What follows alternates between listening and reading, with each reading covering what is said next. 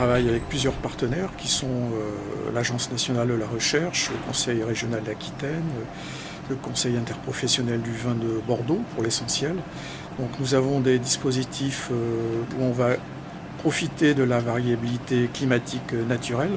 Par exemple à Saint-Émilion, où on a des microclimats qui nous permettent de prévoir un petit peu ce qui va se passer dans 50 ans et de suivre l'évolution de la vigne.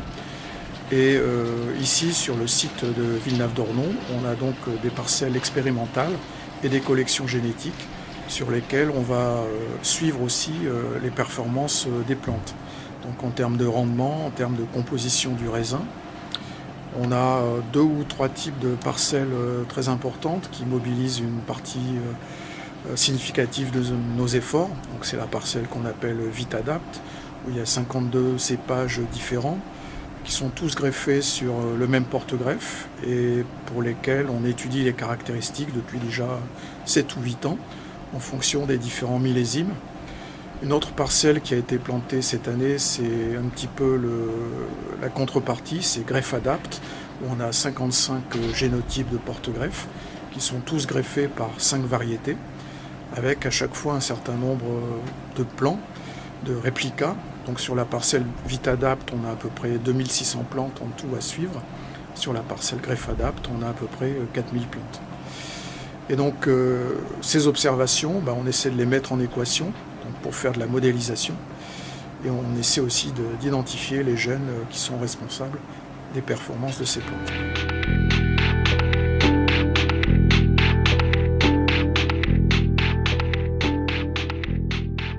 Sur la plante greffée, donc, on va étudier particulièrement les interactions entre les porte-greffes et le greffon. Et en particulier au laboratoire, on s'intéresse à la résistance au stress hydrique, la résistance au phylloxéra et aussi à la vigueur conférée.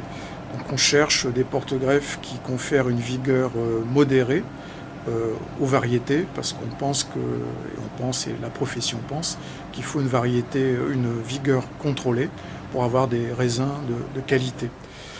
Pour ce qui concerne l'interaction du raisin avec le climat, on va imposer différents traitements qui sont des élévations de température par exemple.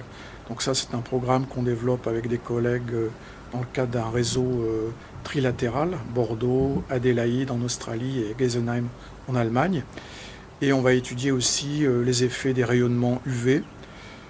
Ça c'est en collaboration avec l'Espagne. Les effets de l'élévation de la teneur en dioxyde de carbone de l'atmosphère en collaboration avec l'Allemagne. Et donc dans chacun de ces essais, on va étudier le rendement du raisin, la composition du raisin, le développement du feuillage, et on va essayer de modéliser tout ça pour avoir des modèles qui soient prédictifs de ce qui va se passer dans 40 ou 50 ans, et aussi pour avoir des paramètres de modèles qui soient adaptés à chaque variété ou à chaque porte-greffe différent.